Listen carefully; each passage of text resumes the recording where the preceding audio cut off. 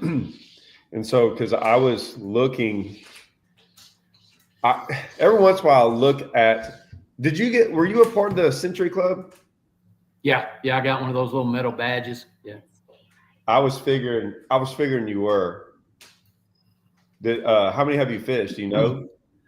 Well, I'll tell you this: when I was at the championship this year, and they asked who had fished 200 tournaments, there was a group of us stand up, and then I think, man, I want to say maybe one more person was still left standing when, as far as the co-anglers go, as far as 200, more than 220 something events. Gotcha. So, yeah. Wow. Yeah. I don't know where I'm at. I'm at 140 or 50, I think.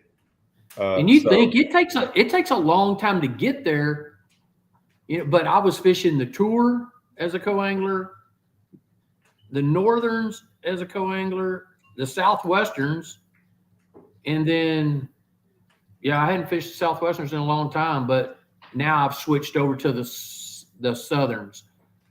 It's more co-angler friendly. Yeah, I was when I fished the Tour 2 years, I fished that and 2 divisions, and that'll get you there quick. BFLs will get you there, but I kind of quit fishing BFLs. I fished 2 seasons of BFLs ever, where I fished the whole year, right? And then other than that, it's just kind of pick one here and there. But we're going to get into this whole co-angler thing. Yeah, good. But that BFLs started to be more one of those things for me where it wasn't worth it. Mm-hmm. But we'll talk about that. So I don't know. I rarely do introductions. I don't think I've really ever introduced anyone. I'm going to kind of give an introduction to you. So I have one. You might beat him. I don't know. But one of my good friends is Stephen Metter. Oh yeah, Stephen's a good dude. Right. Well, he's won a bunch. I'm not gonna lie. I went and looked, and I was like, man, what is Keith actually like? What have you actually done? And I was like, man, you've won eight events, correct? Right. Yeah. All on the co-angler side. Yeah, all on the co-angler side. 2 of those were tour level wins where I won on Grand Lake and I won on Eufaula. But the rest of them, I won a String Series championship in Mobile, Alabama, which that kind of set me going, Todd, right there. It paid like $65,000 on the co-angler side. And I took that $65,000 and opened me up a fishing account. And I've just been drawing off of it ever since, adding to it, subtracting, but more or less, that's how it all got started. I got rolling right there in Mobile, Alabama. So I looked. It'll tell career earnings, which career earnings are. Every once in a while, YouTube can be a mean place in the comments. Yes. Right.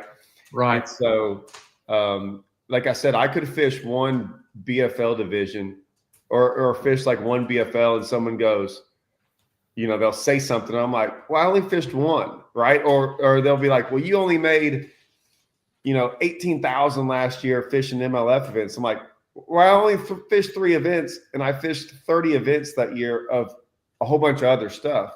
Right. So I was like, 3 events and 18,000. You fish 3 events and make 6,000 an event. You're doing really good. So I saw how much money you had made on the co-angler side. And people don't realize that's not incentives. That's not. I'm sure. Did you win did you have a Ranger at one point in time? Yeah, I did. When we all used to fish the Texas Tournament Trail? Yeah, I only got to fish them 1 year. Oh my God! The last year, the most lucrative deal. Russell Cecil can tell you all about it. He made an absolute fortune on that thing. I mean, a fortune. Yeah, and then they had the championship at Conroe, and he won that. I mean, he won I know he's like, because obviously we talked today, and he was like, I think he was like, yeah, man, 1 year I paid for my house.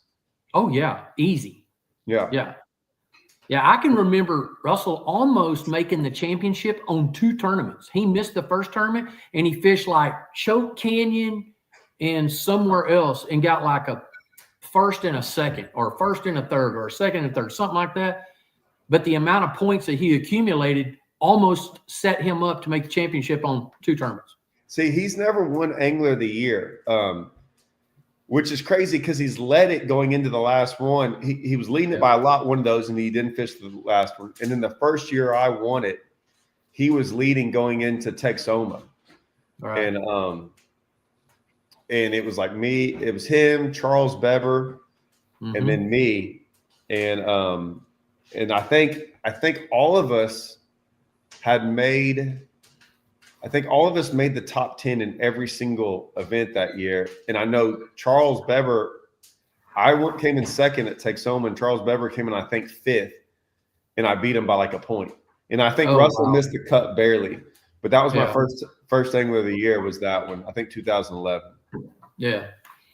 Those were the good old days. Kind of like a long time ago with the co-anglers, kind of the good old days. So I don't even know where to begin with this. I know you called me up. I had quite a few text messages, and you said you had some people like send you that video I did. Oh my gosh. Like when that video came out, I had 2 one night. I either had 3 one night and 2 the next morning, or vice versa. And I was like, my God, I guess I'm gonna have to click on there and watch it. And I watched it, and I was like, yep, he hit the nail on the head. And one thing I'll tell you is that you look at it from your point of view, being up on the front of the boat, but you also try to blink your eyes and imagine what it's like on our side of the boat too. Well, so we travel. You know, I've traveled with a lot of co-anglers. Like I said, me and Steven are really good buddies. He's been showing up at the house every day because he practices with Russell, is Bozart. Yeah. He just won the championship at Wheeler. Oh yeah, he edged me out by 1 ounce. Right. So I mean, I was sitting there going, well, I know first and second, right? And Bozart's practiced with me, travels with us. Gilbert Harold, who's won a bunch, he used to practice and travel with me up until like last year. I don't think he fished. I've had tons of co-anglers travel with me, and I've heard every story from them as well. And all their stories none of them are embellished. They're all the negative side of the pro, and it's always it's rarely ever, how do I say it?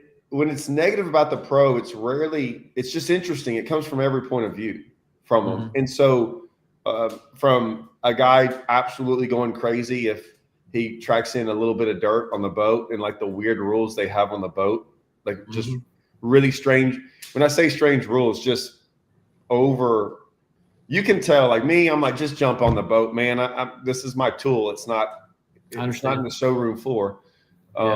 But yeah, I mean, I've heard all the horror stories. And so, you know, I like my best friend, Brent, who I fished team tournaments with forever. He traveled with me a lot and fished the co-angler side. There's a couple of y'all out there that can, I mean, when I say fish, like y'all win a bunch of team stuff too. Brent has, and Steven wins boats and, you know, up there where he fishes all the time. So like y'all can fit. I listen to y'all more, and y'all usually complain more about the fishing aspect of it. But I've had other guys talk about, man, I don't even know where to begin with some of the stories they talk about of what, like idling around out there for 30, 45 minutes to an hour, just not practicing, not knowing what they're supposed to do, like didn't put forth any effort, all kinds of stuff. I haven't had but really one really bad day on the water, and we don't even need to go down that road. But I think I know that. I think you told me that one. Oh my God. Absolutely. It wasn't a full day, correct? Oh, it was like 2 hours. Yeah. Okay. You told me about that at St. Clair. Oh yeah. It was absolutely miserable. But man, I really don't have a bad story, to tell you the truth. Now, fish catches, yeah, but that's okay, you know. But I never really, from my point of view, I never really worry about what boaters do, and I don't want to say pro, but I want to say my boaters, I really don't worry about what they're doing. I just want to know two things.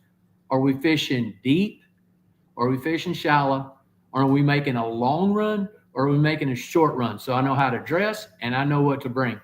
And I just try to figure it out. I fished enough on the front of the boat. I just try to put myself in their position that when we get to the first spot and he's throwing a crankbait, it's like, okay, I'm gonna throw a jerkbait, or I'm gonna drag a Carolina rig, or something like that. But I don't really get caught. I don't get caught up in a lot of that stuff. I've always said, and I think you'll agree with me on this. I've tried to tell people like what I think a co-angler should do to a degree.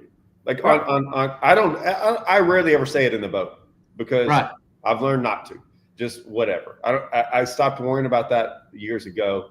The older I've gotten, it's going to sound bad when I say it. It's not the less I care about a co-angler. It's just like it's not my place, and so I just let them do whatever. And the good ones are going to do good, and the bad ones are not going to do good. Or and it is what it is.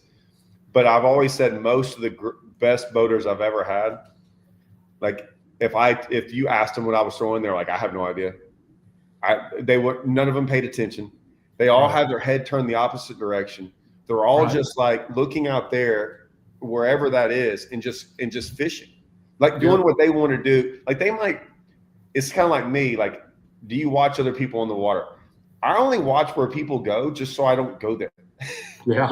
Like, okay, everyone's fishing in that creek. Don't want to be there. Or like everyone's fishing boat docks. Fine, I'm not fishing boat docks this tournament. That kind of deal. Those guys would be like, oh, he's throwing that. Well, I'm going to throw something different. Mm-hmm. And that's usually what I see the best co-anglers do. They could care less about what the boater's doing. Yeah, I don't pay a lot of attention to that. Now, I mean, if we're fishing around grass and he's throwing a chatterbait or something, I may cast a Zoom trick worm or speed worm or something like that. But I don't want to sound arrogant or anything, but I have fished long enough to know in enough places in different times of year where I don't need to go practice. I don't need to go spend the extra time away from work and the extra money, because yes, I am trying to make a check in the very end of it, and I'm trying to make the most on the least amount invested. And so like, where did we go? Like, I won, I don't know, a couple months ago I won. I can't remember. I had never been there. No, not North Carolina, South Carolina. Yeah. So when I didn't go practice there, and the first day, Todd, I didn't have, listen to this. Santee Cooper, that's what I'm trying to think of. Santee Cooper. I didn't have a fish the first day until 10 minutes before weigh-in. And the guy goes, dude, I don't know what you want me to do. And I said, run me over to that grass right there. And he runs me over that grass, and I pick up a frog, and pop, pop, 3.5 pounder. So I come in, and I'm all down in the jaw, and I got one fish. It's 3.5 pounds. And I'm like, golly. I was like maybe 4 points out of the Angler of the Year race. And I had never won the Angler of the Year. I've been close so many times. Just never could close the door on it. And the next day I went out and fishing with a guy, and he was doing something totally different than I was doing. He was reeling something, and I just decided to throw a worm around grass. And he's like, they're really biting this deal. And I was like, you just do you and I'll do me. I just need to catch about 10 or 15 pounds a day and I'll be good. Sneaked into the cut, caught a big bag the next day, won the whole deal, won Angler of the Year, the tournament. And it's like I wasn't even on the map the first day. So it's like you can get down in the jaw quick as a co-angler, but you just got to remember it's a 2-day tournament. And that's where I hear so many co-anglers, they'll go, oh, hell, I didn't catch them. I'm going home. I'm like, going home? Why would you go home? Man, do you see who I got tomorrow? They're going to be scoping all day. I was like, dude, you got to go. You just got to go. So every day counts on the water. The co-anglers, like boaters, it's kind of hard to make a jump. Well, certainly, like Rayburn's one, you could, like, there's certain lakes you can do it, but other lakes, there's certain lakes where there's a limit of 20 pounds is 20 pounds, right? And 20 pounds might be leading it, but 18 might be 20th. You know what I mean? And you can't, and if you weigh in 13, you're pretty much out of it, right? You're just, you can't catch up. Rayburn's a place you can catch up, but co-anglers, you can always catch up. Because I don't know how many times you see a 18-pound bag and then a 0-pound bag. And it's never the co-angler's fault. It's just, and it's not saying it's the boater's fault. It's just the draw. Like the draw really does some things. Yeah, every tournament, I promise you, every single tournament, I tell every guy that I travel with, there will be somebody that zeros in this tournament the first day, and they will catch 16 pounds the second day, and they will make the cut on 1 day weight. So you just got to catch more. You just got to catch a little bit the first day and a little bit the second day to make sure you're above that 16, or whatever the magical number is. But it's going to happen every tournament we go to, promise you. So so I'll bring this up because he's made about 3 comments. This is just me. I've never done it. I don't want to, but this comment, why can't opens do the shared weight thing?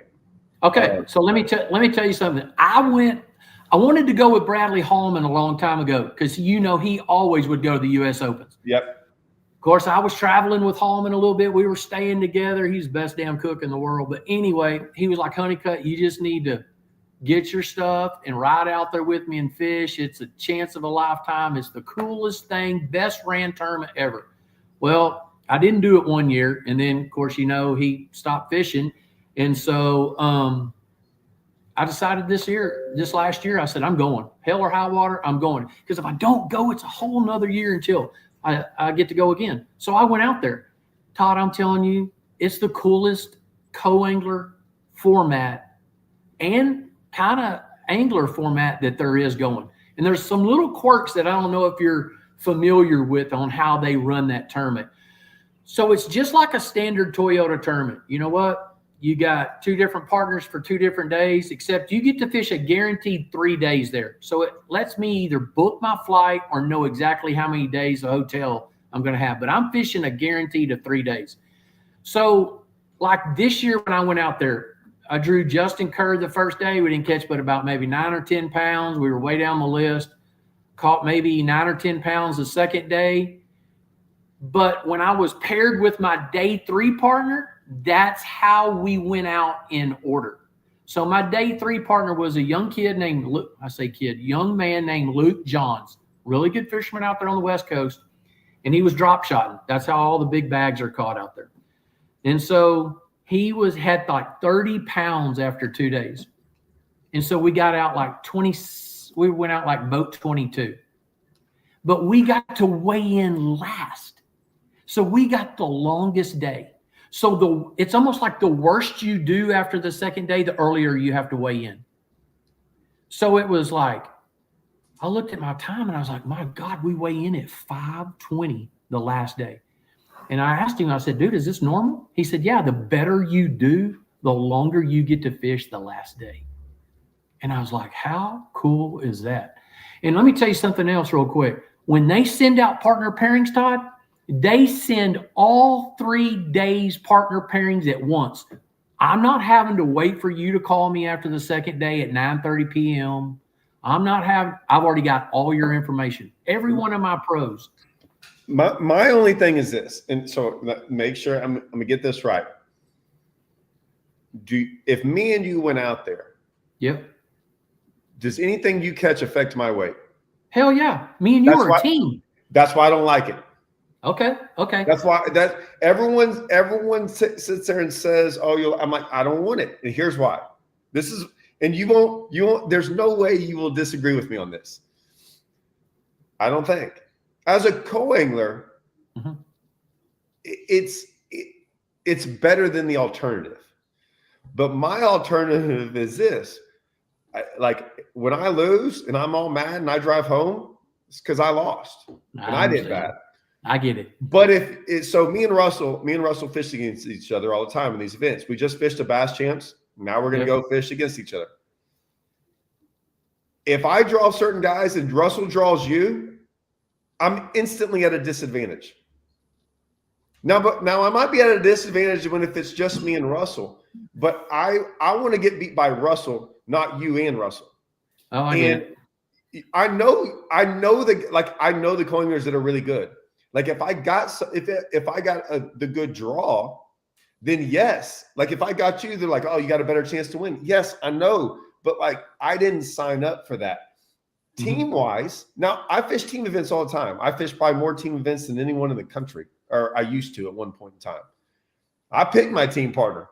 The guy who we just talked about that won all the money in Texas, and it was Russell. Yeah. Me and him picked each other because we looked at each other like, I'll never forget. We looked at each other. It was that year. It was that year, 2011, that he almost won Angler of the Year and that I did. And we looked at each other, and the Texas Team Trail was coming out the next year. And me and him looked at each other like, well, we just top 10'd every one of these events. And I'm like, why don't we just team up and just beat everyone? And we're like, yeah, that makes sense. Like that was our boater co-angler. Like, to me, it's a team event. And that's the only thing. I mean, I would like it for like a one-off, like could it do it one time or something? Yeah. For like longevity, I wouldn't want to. Yeah. Well, I mean, I'm not interested in really making the jump. I mean, we work so hard every single day, whether it's my rentals or, the landscape company, we just work. And when I'm gone, I'm constantly thinking about what I should be doing at home. But now that my son's in place and he's taking a lot of heat off me and he's starting to run the mowing and the landscaping side, it's going to open some doors for me to be gone a little bit more.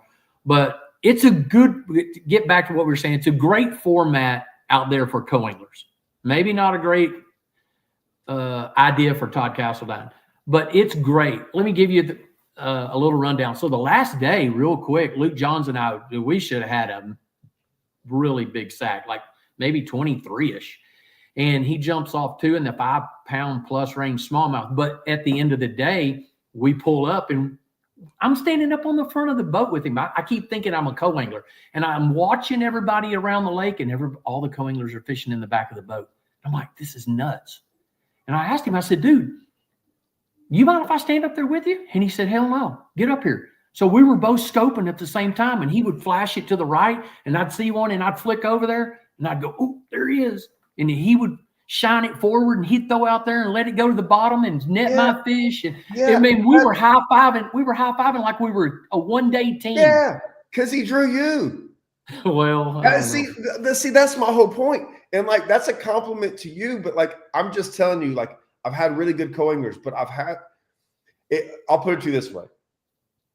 If I go out there and zero, so the Toyota starts Thursday. If I go out there and do horrible on Rayburn, like I said, it's on me. Like I signed up, I practiced super hard for all that. And then all of a sudden, we all go out there and I drew a co-angler that's like, heck yeah, man. And if someone gets mad, y'all do realize I'm making this up. But yet I'm making it up off of things that I've drawn a lot of co-anglers where they've never fished a tournament before.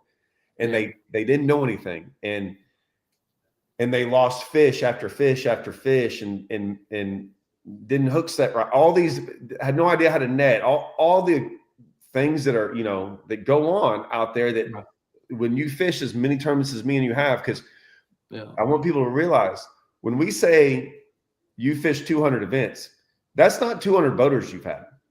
That's like 500. Exactly. Because not a lot of people realize that. Right. So if I fished 140 events, most of those are Toyotas, which means that they were at least 2 days. A lot of them are 3s. I fished, and so we're talking 300 co-anglers. I've had a lot of them that couldn't fish. And then I'm out there going, like when me and Russell team fish, one, I mean, none of us ever get to the back of the boat ever. That's never even been a thing. I don't even like people in the back of my boat. Usually anyone that goes fishing with me, I want in the front.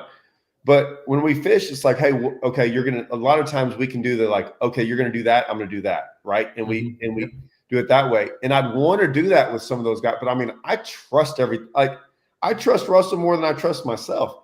That's the problem, is that I don't know. I'm just telling you, I know what would happen, and I would be frustrated. I already get frustrated in fishing when I'm not catching them, right? I mean, all of us do. But to see there and go, you know, have that happen and go, oh my gosh, that, and to be honest with you, you know, I know it's going to happen within the first 10 minutes. So like most coiners that get in the boat after they fish for a little bit, if they catch a fish, I can really tell, but I can just see mechanics. I can see things, and I'm going, oh, he's going to probably lose fish today. Like I can see hook sets. I can do all that stuff. And I know instantly. I really do. Yeah. I'm sure it's you do. Oh yeah. It's you being on the water so much, and around so many people. But yeah, the co-anglers, it used to be a deal where we all wanted to learn, and it was you should have started at the BFL and advanced to the Toyotas and advanced to the Tour. Many people like Thrift or Scott Martin or Matt Airy or Justin Lucas or all those guys that have taken it to the next level. A lot of those guys started right here in the Toyotas. Do you think that should be the case? See, I don't believe that. I fished one co-angler event when I was like 16 on Livingston. And I've said this story a bunch. I drew Randy Melinder. Oh yeah. And anyways, long story short, me and Randy are cool. And he went to these set of docks that I've been fishing my whole life, right? I was 16, so I wasn't that old, but still. But he didn't know there were rocks underneath the bulkheads. Yeah. And so in the morning time, he's fishing the docks. Well, I pick up a spinnerbait and freaking wing on 2 big ones right off the bat. He's looking around like, what's he throwing at? Like, you know, like, and he was digging around. He was like, what kind of spinnerbait is that? And it was a Terminator. Terminators hadn't even they weren't even out yet. And I was like, it's a prototype. It was a guy named Jesse Parker from Lake Fork had given me one. Well, anyways, he dug around and then goes and catches starts going down the rocks.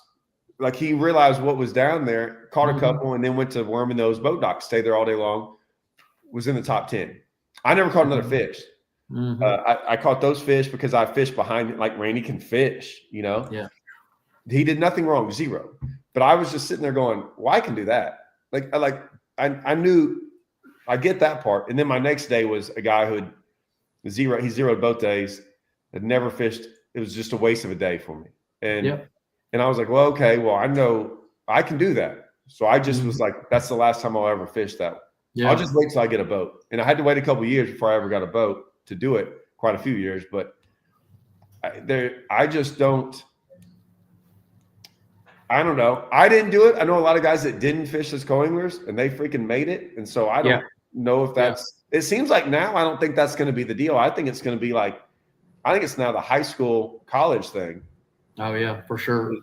But we didn't have that. We didn't have that in 2000, whenever 11, 6. No, I didn't have any of that. Yeah, no, we didn't have that. And I kid my son all the time. It's like, man, if we'd have had college fishing when I was growing up, I'd still be in college. I'd be trying to get a PhD or something, but I'd still be trying to fish in college. But yeah, it's just the advancement of times. And I've had bad days too, where I've questioned what I was doing. Like, why am I still fishing as a co-angler? I'll come in but it's like, it's okay. That's what you signed up for. Nobody forced you into doing this. And you would have had to have been down here 3 to 4 days longer and practicing. And now you get to fly straight home in the morning and do whatever, go back to work or fish another tournament.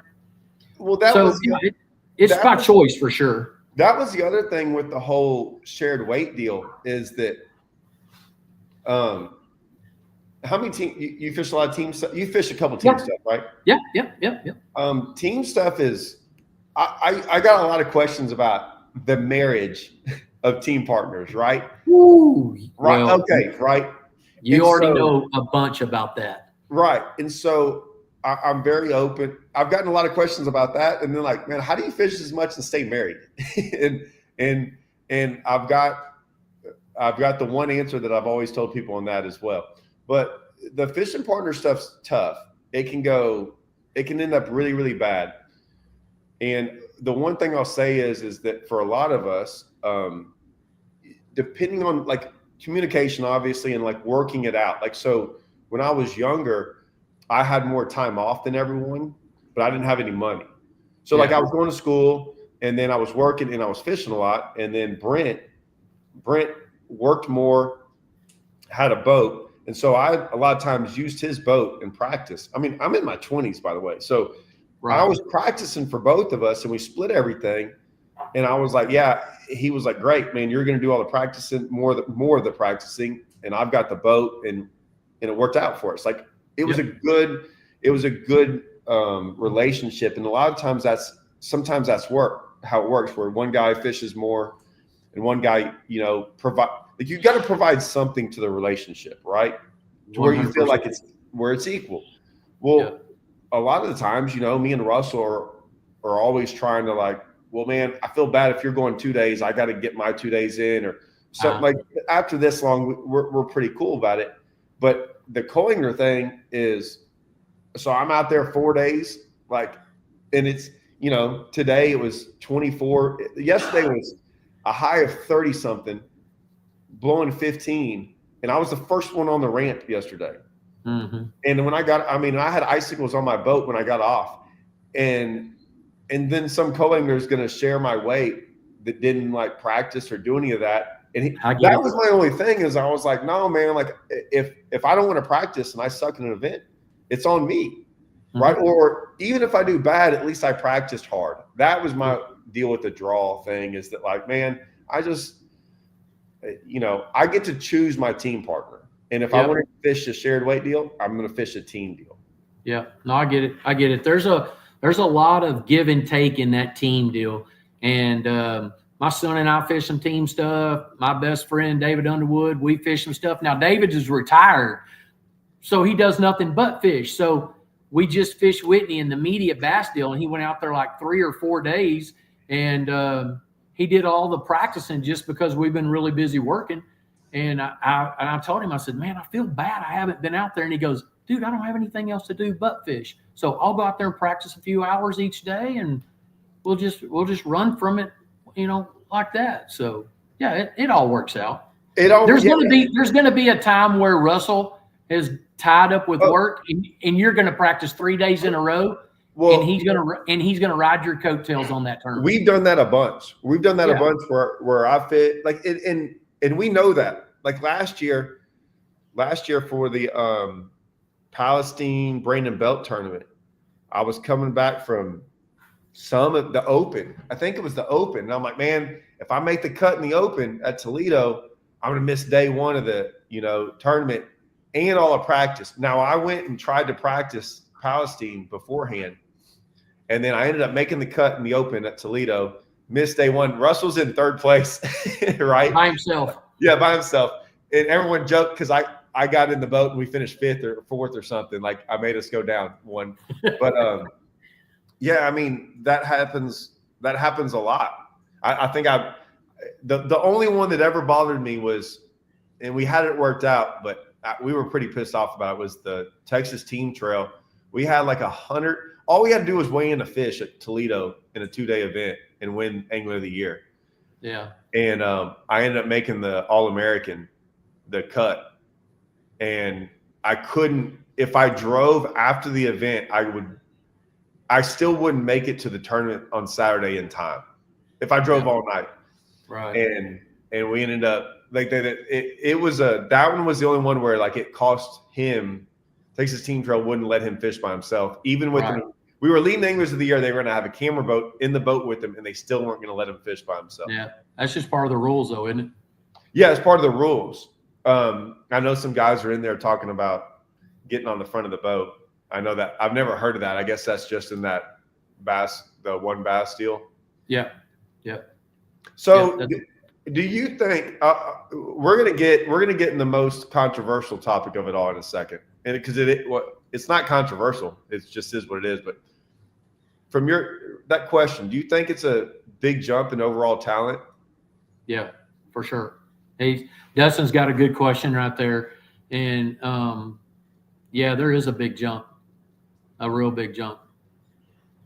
From what? From a federation level to BFL? Yeah, there's a bunch of really good fishermen, and I've fished all over the world, kind of like you have. I think you've stopped traveling as far but I still go to like 3 New York tournaments up there. Man, there is a lot of good Federation anglers. I mean, a ton. And then I think comparative to the BFLs, I think you'll have your local hammers, but there's still a lot of people that say, hey, for $150, this is a good platform for me to get out of the bass club and start on the BFL level. And then if I do well in the BFL level, then I'll go to the Toyota level and then just stair step on up. But yeah, that's a good question right there.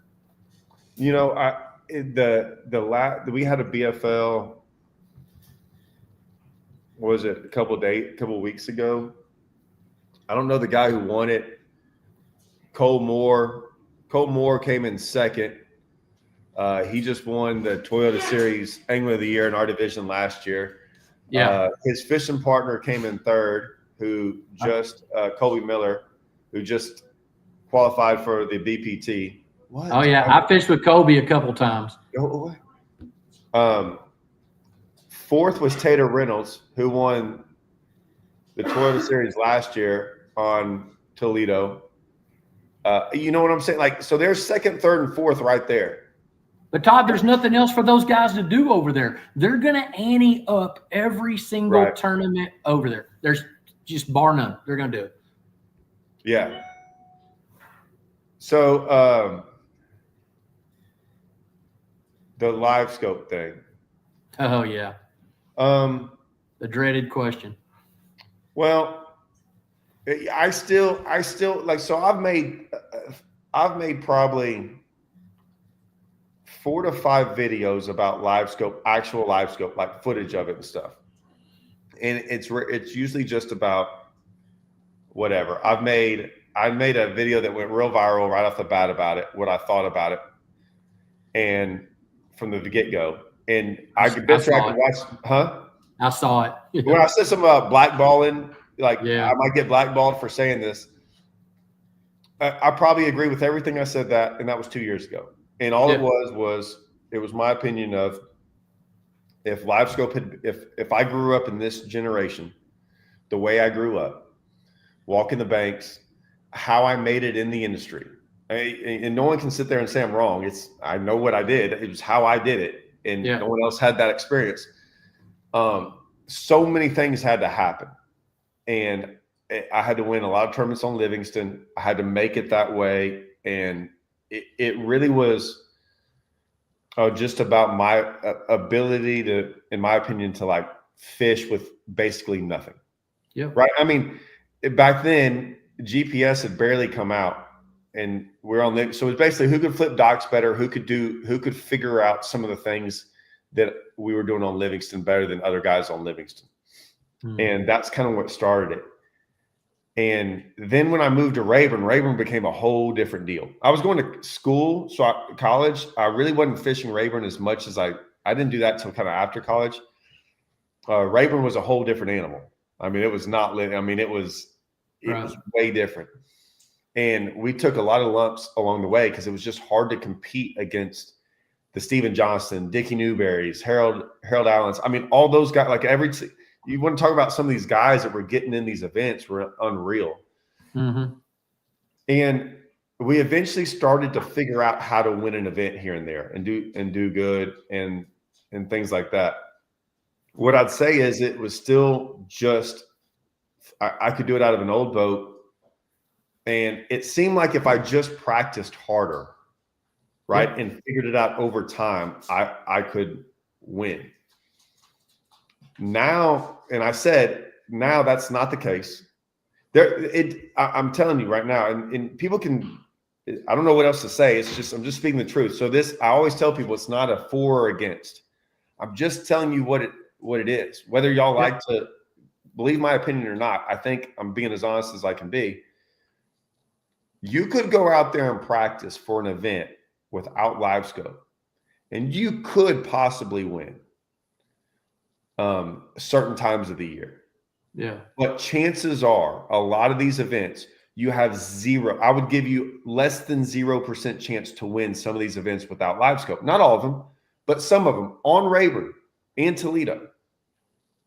Yeah. I'm just telling you. And so I look at that, and that if say I was younger and I couldn't have afforded it at the time because they were like, well, you have a bass boat. Yeah, but I had a 10-year-old. What I had was it wasn't a lot, right? Right. But that's all I needed to at least get by.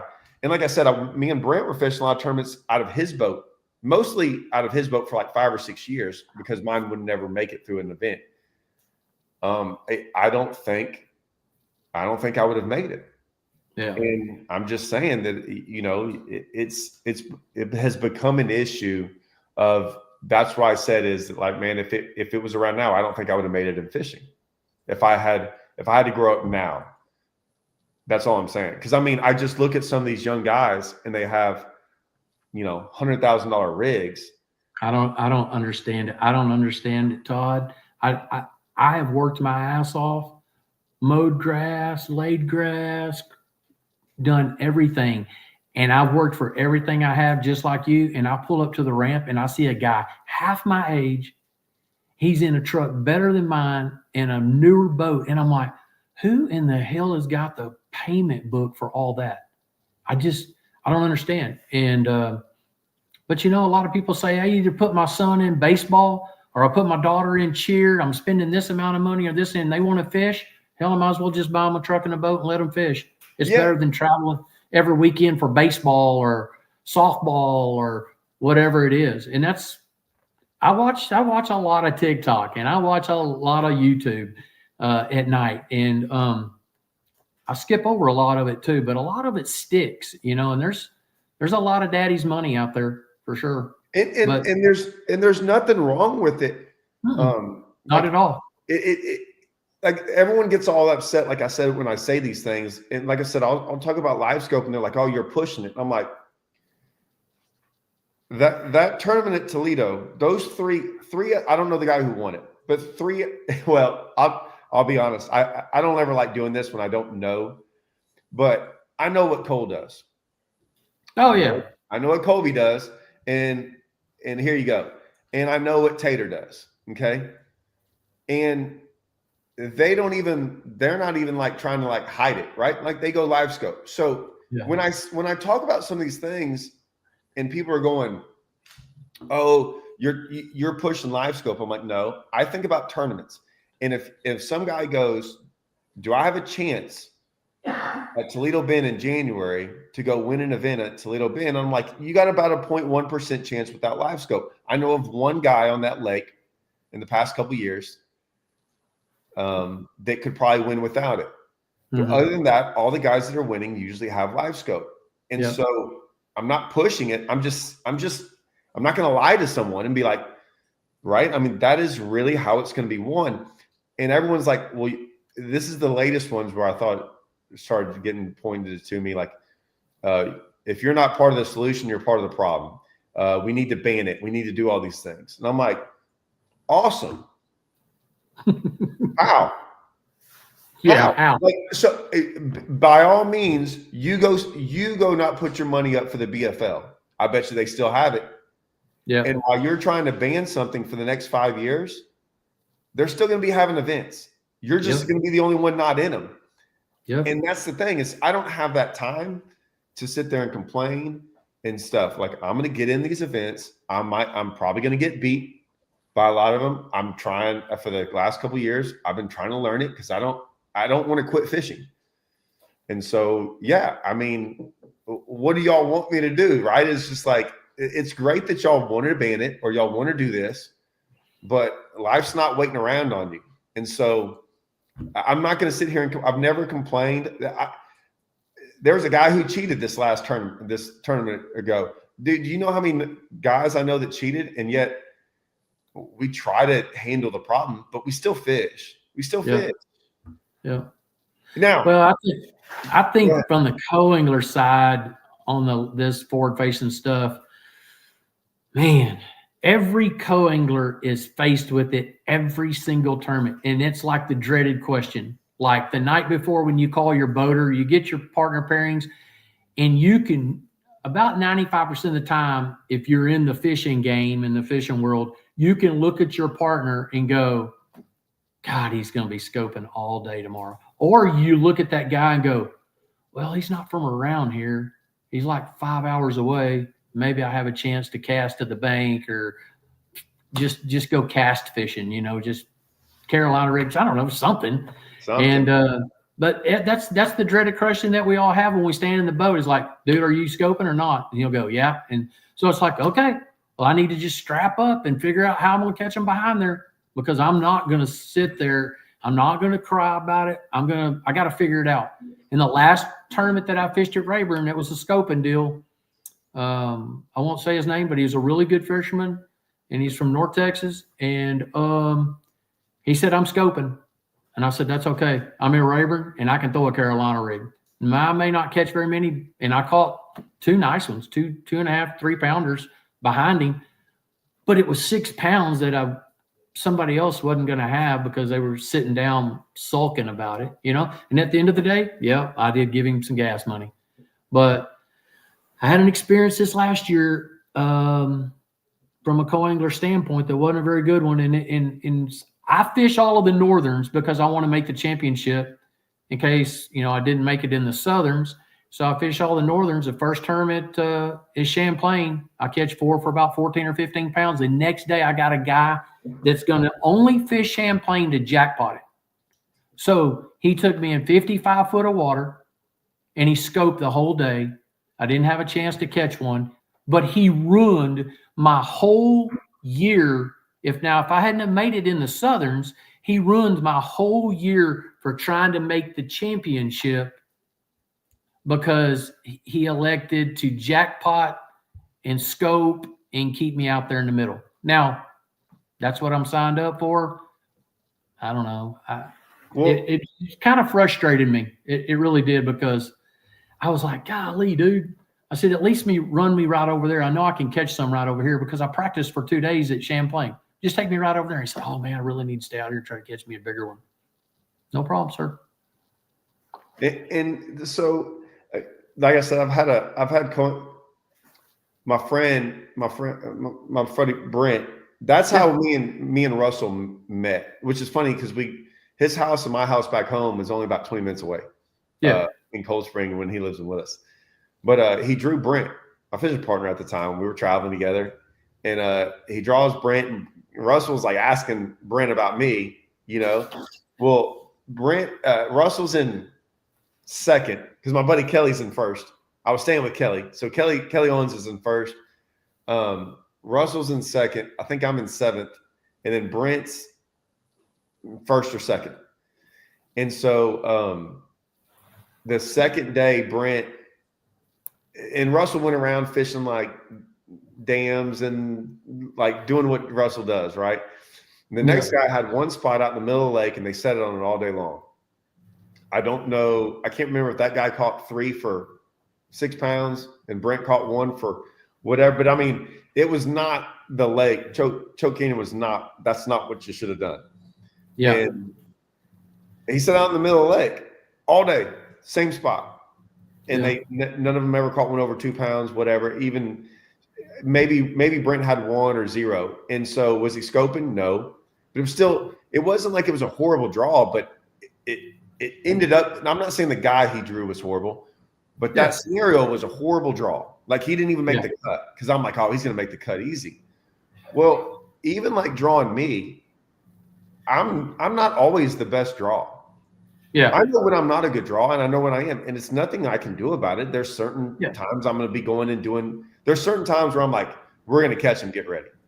And then there's other times I'm like, man, this is going to be, I don't say anything, but I know I'm like, I'm having a hard time catching fish and I can only do it this one way. And maybe it's on a top water and I make 5 million casts a day and I get 6 bites, but they're all big ones. Like, that's what I'm going to go do. The scoping thing, like right now, and the reason I brought all this up was because I've gotten more phone calls about co-anglers for this Rayburn event than I ever have. Like everyone's asking me, do you know any co-anglers? Do you know any like? Oh, no. And I was like, no, man, everyone keeps calling. And I told Mark McWaw this. I was like, Mark, this is going to be a bad event and it's only going to get worse. Yep. And I was like, there's not very much grass on Rayburn, almost none.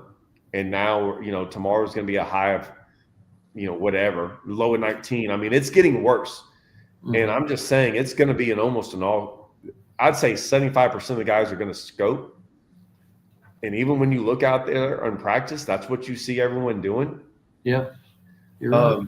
Some of the scoping, depending on where you if I'm doing it, some of it's going to be awesome for the coiner. Some of it's going to be like, they wouldn't know any different. And then other times, there's certain times, depending on what goes down, that it's not going to be good. And that's the thing, is that you can get a scoper all day long, and he's just scoping the right water good for you for a coiner. Like I said, my buddy in that tournament, he was just out there in the middle of nothing. There was only one thing to throw at. So it was still a bad draw, right? The scoping thing can be the same thing. You might be scoping in 15 foot of water all day and be like, this is great. Oh, I understand. Or you could be out there, or you could be 2 casts away from the bank, but yet you're out there in like 20 and you're really not throwing it anything. Like, you're not really deep, but you're not really shallow, and nothing's on the bottom. Right. I mean, and I think personally what's going to happen is that we don't have very many guys to begin with. Like, you're different. Your mindset about this is different. But say you get a coiner that wants to go learn something, or wants to try it out, and this is his first time, he's done. He might not ever do this again. And I think there's less guys signing up that want to do this. And I think they have a problem. They do have a problem, Todd. And man, as many Toyotas as I fish, Mark McWall and I become really good friends. Whether we're staying pretty close together, we're always talking and chatting. And even before this event that I'm not fishing at Rayburn, he was like, there's still room for you. And I was like, nope, ain't fishing. I said, you're going to Toledo or you're going to Rayburn. It's Scoper's paradise. And there's just, he said, you can still cut a check. I'll guarantee you right now, you sign up, I bet you cut a check. And I was like, I'm not going to do it. I'm not going to do it. I said, and I hate it because I want to support Mark. Mark's a great guy, hell of a tournament director. But I don't agree with what MLF did by making changes to every tournament circuit except the Toyota. And I'm telling you, I have told him to his face and said, Mark, listen, you've got to understand, to get your numbers up, you've got to figure out a solution to the forward-facing sonar. I'm not telling you to ban it. I'm not telling you to stop having it. I'm telling you to either have it one day and not have it one day, or I don't know. You've got to figure it out. But y'all figured it out for the high school kids, and you figured it out for the BFL, and you figured it out for the BPT. So you need to tell Boyd up there, hey, Toyotas, this is where our bread and butter is. And we've got a lot of responses through this questionnaire that they sent out. Wow. I'll guarantee you right now that questionnaire that they sent out. I know it. I know what it is. Do you want to know? Yeah, sure. This made no sense. So I got the questionnaire. I looked at it. I mean, I instantly texted, all of us, there's a group of us, right? We all text each other and okay, what do you think? And what are you going to put? And I was debating on what I was going to answer, because I have my own reasons about what I thought. And I said, I'm like, there's January, this event without scope. I mean, I fished a ton of events in January. If I had never had to fish a tournament in January ever again in my life, that's fine. I love to fish. I'll fish all the time. The cold, it's not the cold. January fishing on Rayburn is miserable. It's horrible. We hate it. Yeah. You take away the grass, the one thing that at least feels like you can go catch it, then whatever. Right. But now with scope, it's not that bad. It's okay, it's pretty enjoyable. I'm just being honest. Yeah. So I was sitting there going, scoping has opened my eyes up to a lot of questions I had about fishing. Mm-hmm. Right? Whether this has nothing to do with tournaments or nothing. I don't care what anyone says. Anyone that's ever used it, it's interesting when you see stuff on the water that we didn't know. Yep. It is what it is. I'm just telling you the truth. So I was like, man, but in reality, I was like, man, my pocketbook is going to be way better if they get rid of it. So I was Oh, at yeah, this for, I was at this for sure. dilemma because I was like, man, I was 20 years. I didn't need that thing. And I've For sure. cashed enough checks, won enough events, so I'm sitting there. And then there's a group of fishermen that are now, it's no doubt, people, I don't know why this is so taboo. I think people are finally stopping being argumentative about it, but that's what they do. They scope. And Yeah. before then, they weren't as dominant. How about that? Some of them weren't even getting hardly checks, but like we just didn't. It is what it is. So I was like, man, you take those guys out of the equation, man. Like it's a no-brainer. Because even Toledo Bend last year, I got beat by all scopers. Yeah. During the springtime, and I was like, and I came in 5th, and I was like, yeah, and they're all up in the tank. They're all talking about it. They're all talking about scoping. I know them all, and I was going, oh man, I probably would have won this event without live scope. And I thought about that. Like, so when that questionnaire came out, I thought about, well, I called up Mark. Me and Mark had a long discussion, and I was going, Mark, I don't really care what you do. You know, my whole deal with all these tournaments is this. I just don't want participation to go away. Right? I need the participation high. And I'm sure it's 50-50 split on boaters, even if it's 60-40 that want it. I said, but there's no doubt co-anglers has to be around 95 to 99% that don't want it. Yeah. Right? I would say 95 is a good stout number. I can't imagine 4% wanting it, but let's just say that there is 4 or 5%. Yeah, I don't even know if there was that. So yeah. So then I was when I thought about it, and I'm going, okay, it's not, who cares what the boaters think? If you add those two numbers together, you know, that's what I thought was going to be decided. I just assumed that. I'll be honest with you. I forgot to vote. I forgot to vote on it. I was like, I did. I wasn't like, I had this long conversation with Mark that I kind of like totally forgot to actually answer the stupid question, which I don't think it would have mattered anyway. So here's why. Not one bit. Come out with the thing, and I go, okay, BPT did their thing, limited it. The invitationals limited it. High school got rid. I think got rid of it. And then the only thing with co-anglers, the BFL and the Toyotas, and they still had it on there. And I go, why do they give out that survey? Because there's no way that and like I said, I don't really care. I was just shocked. And I was going, well, I always hate it when they give out a questionnaire and you kind of know the results of the questionnaire, and yet they still didn't go by the questionnaire. I was just shocked. And you know, it's going away. When I say it's going away, I'm gonna have a talk with Mark again and be like, Mark, and he knows this. I'm like, dude, this year is going to be bad. It's going to get worse. And I could see it drop. The co-anglers drop half by next year. Oh yeah. So here's a good scenario. And I told Mark, I said, you want to know how important not fishing against forward-facing sonar is? Look at your turnout in the first tournament at Okeechobee, which I'll be going to and taking my son. You look at how many boats. There'll be 250. Yeah, 220 to 250. And you used to have that kind of number at Rayburn a long time ago. I won 2 co-angler events. I've won 2 Toyota events at Rayburn from the back of the boat, and both of them were a lot of boats. And both of them were the same time of year. You know, it was January, February. And it was back when you didn't have to have forward facing. You know, you could throw Carolina rig or you could deep crank or whatever you wanted to do. But when we get ready to set foot on Okeechobee, his numbers will be high because the co-anglers will know that they won't have to face it. And then the next tournament, when we go to Harris Chain, numbers will be high. And it's like the handwriting is on the wall. Even though your guys can still utilize forward-facing sonar at Okeechobee and at Harris Chain through all 5 or 6 lakes that there is, a lot of them, you know, like 90% of them don't. Unless you go to Clair and you can find them on a jerk bait and you can catch them that way, but it's still shallow enough for me to throw a Cinco behind the boat or a chatterbait. I mean, I still have a chance, so nobody's really griping about it from the co-angler side.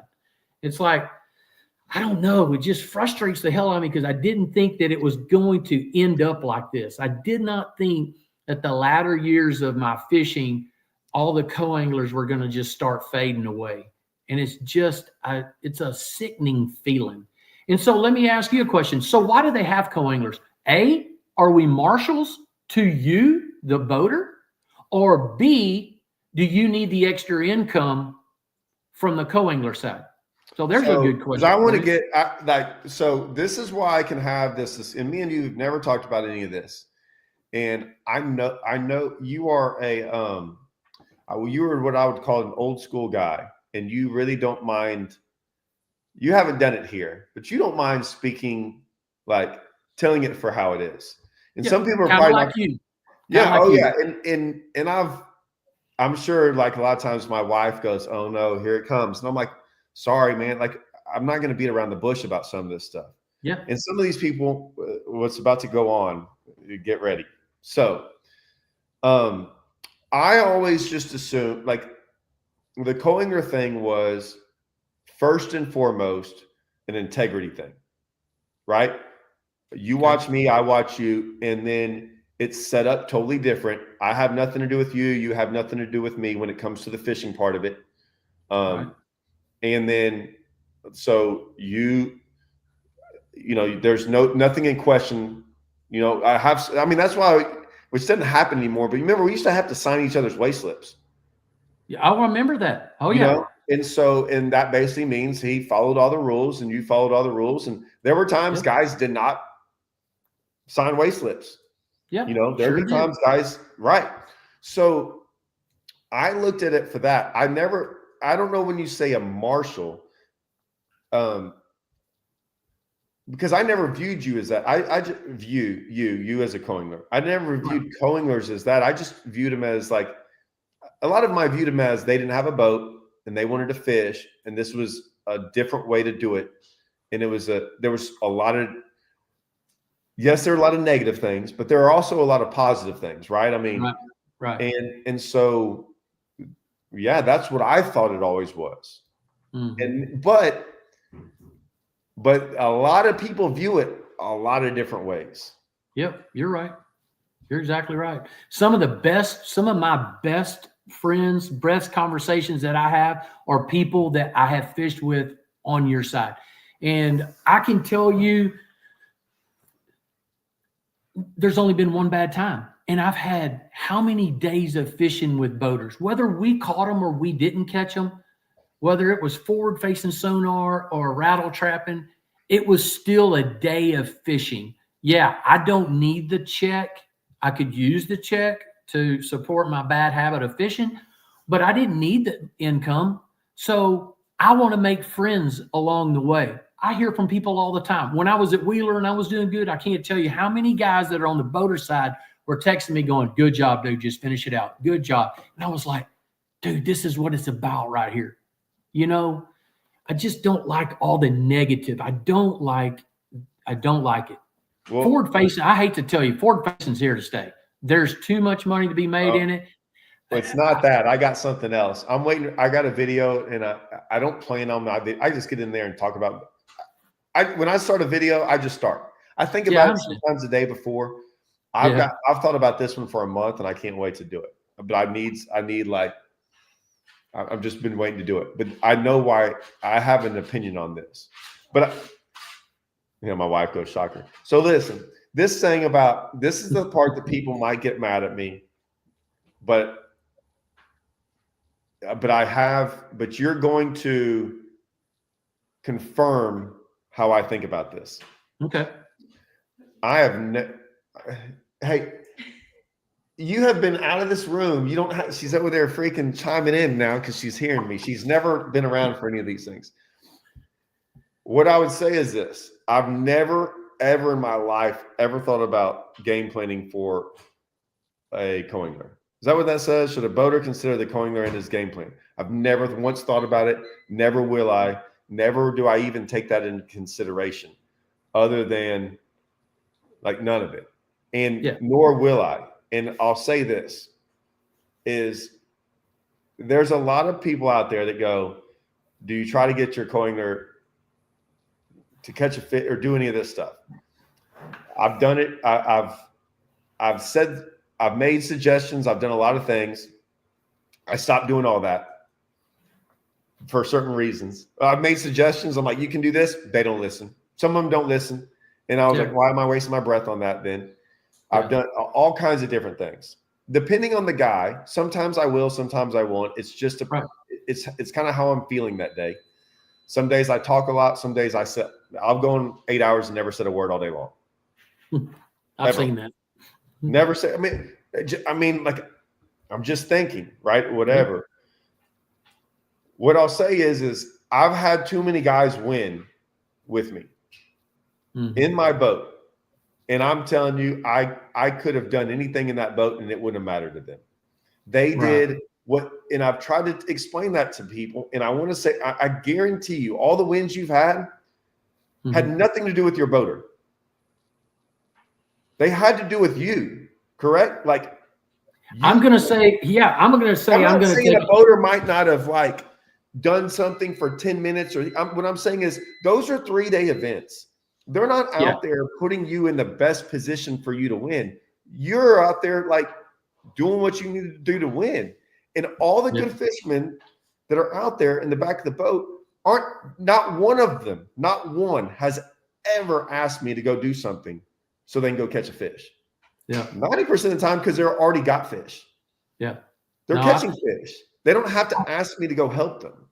Yeah. I would have to say you're right. I mean, man, when I get onto something, I'm kind of hell bent. Like I always think back to this tournament at Grand Lake that I won on the tour event.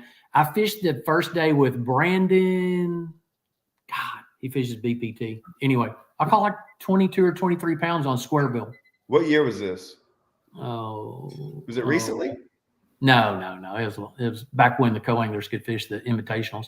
But I knew in my head what I wanted to do. I didn't care if he'd have said, "Hey, you need to be flipping a jig." And I was like, "No, dude, I'm throwing a square bill."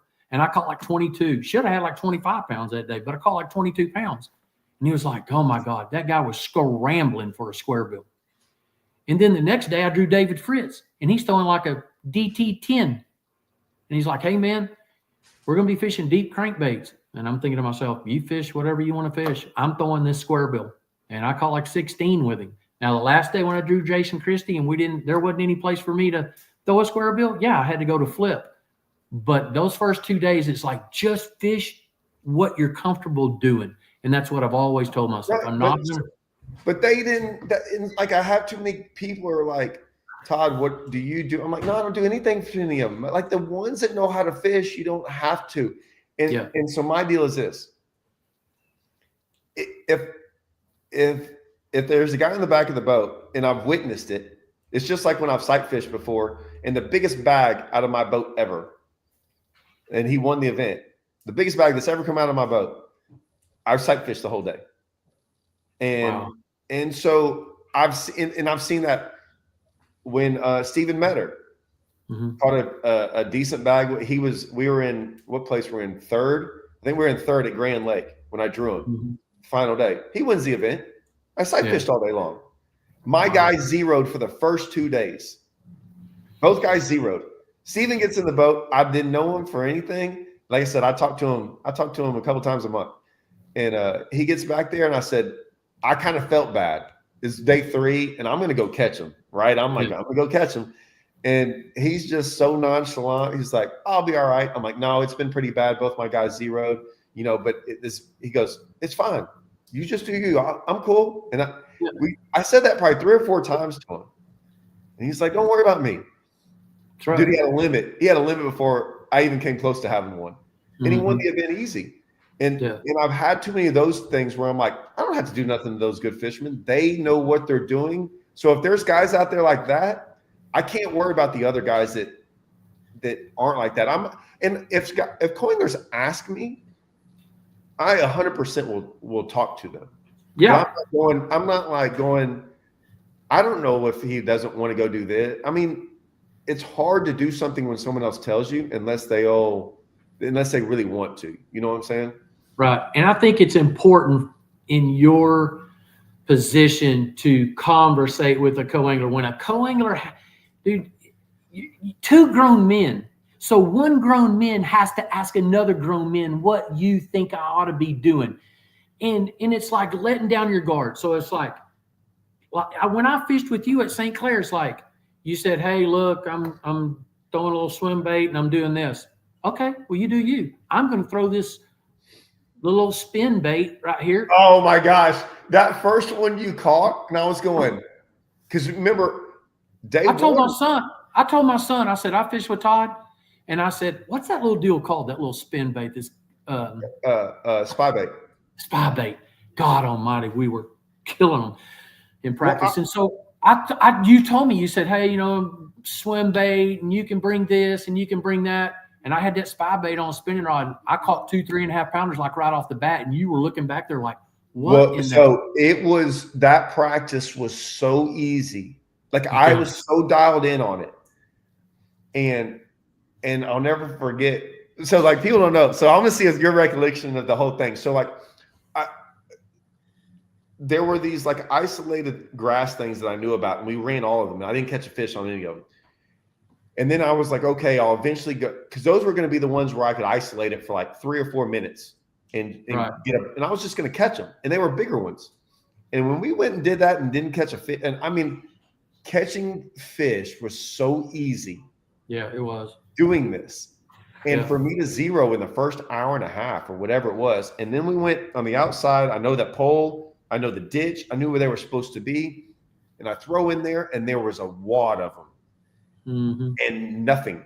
And I was going, what is, and then you catch that one, and I go, well, okay, now it bothered me because I was like, man, have they been there? And I'm just like missing over. I don't know. And then all of a sudden I'm like, all right, we're going to go out there deep. And we go out there deep, and those other guys, we're not deep, but we go out there, and because I'll never forget, and I haven't smallmouth fished that much.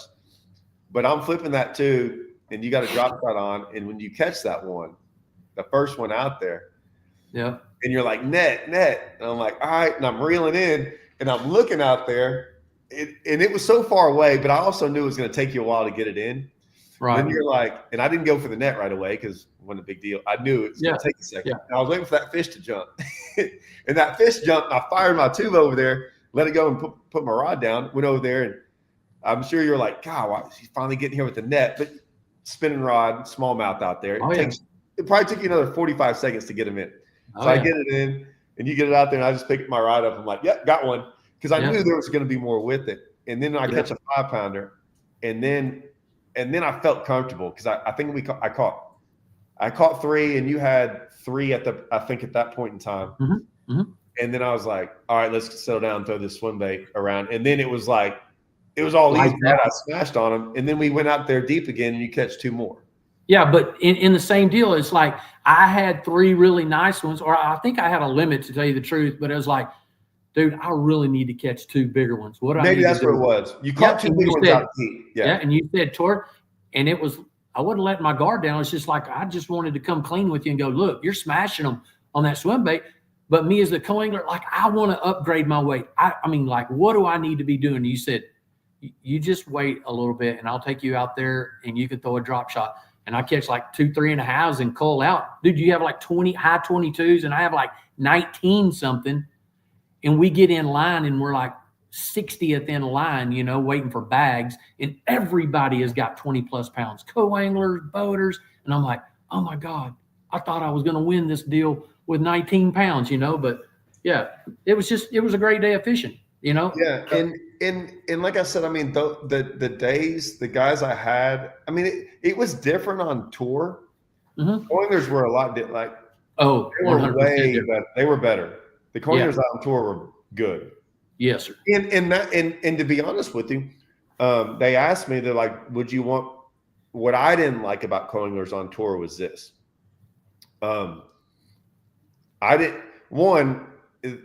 Like I always kind of equated it to like NASCAR. Like imagine if you were a NASCAR driver and they're like, hey, we're going to put this guy in the vehicle with you. this random guy. You're going to drive around with him and he's going to like do whatever. Because I was like, man, we got this random guy. I didn't mind the co-anglers being in the boat with me on the professional side. I didn't think it should have been that way, because if they really wanted to treat it as a professional sport, what I didn't like is the fact that, and you'll know who I'm talking about, we won't name names because some of them are not co-anglers anymore. They haven't been for a while. They're drawing the guy in first place, right? And they're rooming with the guy who's in 20th. Yep. Now that guy in 20th, yeah. right? No, I don't care what anyone says. It was going on. They were telling people what they were doing. You had co-anglers out there in practice. Because a guy that practiced with me in the event, I'll name him nameless, on day 2 or day 3, knew exactly what I was doing, started doing it with this guy on day 2 or I can't remember which day it was. And I think it was day 2. That guy did horrible. They both weighed in over 20. And it was because that boater watched what the guy who practiced with me did. And he had no clue that was, he didn't know that. And I'm like, man, we have other people influencing the boater side of this. Yep. A lot. Yep. And I was like, that shouldn't be the case. On the very upper professional side, I know it happens in Toyotas and BFLs. I give that a little bit of slack. But if you're going to call it a professional, like even you said, I don't even want to call them professionals. I don't either. I still don't. They're barely professionals in my eyes at times. Yep. I don't think they should have been there. Yeah, it happened. It happened a whole lot. I mean, I totally get what you're saying.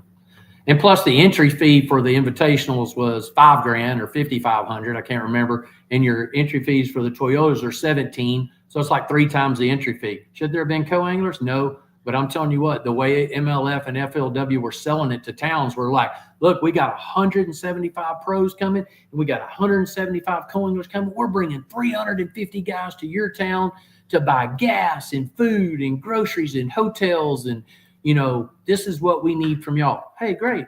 That's the way they sold it to the marketing team there, and that's the way it all worked. So, and the problem with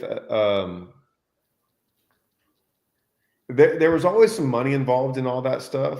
I don't know. I think I don't really know how the co-anglers affect all the money side in some of this. Do you?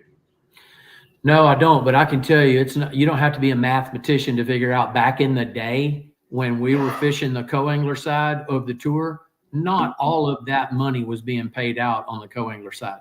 Was it? I never did the math on it, so I didn't know. Hell no. Yeah, yeah. And and that kind of equates to something else that's kind of bothering me, is like, so now in the Toyotas, the winner this year wins $235,000. Now, $35,000 of that is Phoenix money. But are you talking about for the championship? Yeah, for the championship. But why is it that after all of this time, every single year, it seems like the payouts gotten worse and worse and worse on the co-angler side? Now, I understand it's a no entry fee deal, but do you realize that the guy that beat me at Wheeler, David, he wins a boat. It's the same boat that you win for a normal tournament. Is it really? Yeah, you don't get anything extra. I mean, you're winning the same boat. You fished against 200 and something guys, and you win the same thing as you would have won last month if you'd have went somewhere else and fished against 80 or 90 or 100 guys. You see what I'm saying? So it's like, why is the payout not any different? That's the thing that bothers me the most. And I don't get it. I mean, hell, I win the Toyota or a Strand Series championship. I win $65,000 on a co-angler side. $65,000. And this year, I win Santee Cooper, and I win a boat, and I sold the certificate for $22,000 or $23,000. And I'm like, golly, so the boat's worth $33,000? but I only get 22 or 23,000. Now, don't get me wrong. It's more than I had before I went there. I understand that. Yeah. But at the level that you and I fish at, I feel like that if you win, I don't know.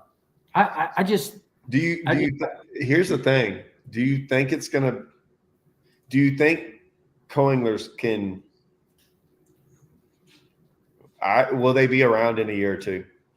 I don't know. Let me tell you what I thought. I have a lot of co-angler friends, and of course I have a lot of boater friends too that constantly text me and ask me this question. They're going, "Oh, dude, you know what's going to happen now that BASS cut out all the co-anglers? Oh, it's going to flood. It's going to flood MLF." And I said, "It ain't going to have 10% increase, maybe 10% increase. You're talking about maybe another 12, 15, 18 boaters." It's not an increase. Those guys might have fished it, but we might have had a 15% increase, but it had a 30% decrease from last year in MLF.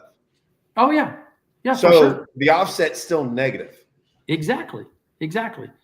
But like I said, I don't know what point they're not figuring it out. So so here's something else I got to thinking about. So somebody has said to me the other day, "Oh, that NPFL. Oh my God, that's going to be the fisherman's dream right there. No live scope. It's going to be old school. Swindle gets to flip a jig. So-and-so gets to throw a crankbait." And I get to thinking, God, wouldn't that be nice if Brad Fuller could get that sucker up to about 150 boats, no live scope. Then he could add co-anglers. Now, I know that might be not for some, but if he could add co-anglers, sell it to the cities for 300 anglers instead of 150 anglers, give out a little bit of money to the co-angler side, kind of like the old invitationals used to be. Maybe that's not in line with where the sport is going. Maybe it's going to be everybody fishing by themselves by the end of it. But I can't see any other division. I mean, the Southern's going to have more people in it than anything. I really think that. Let me ask you. Well, so you still look at it differently because you still look at y'all still look at things as, or you like the point of like maybe not practicing, showing up, doing different things. And I would say that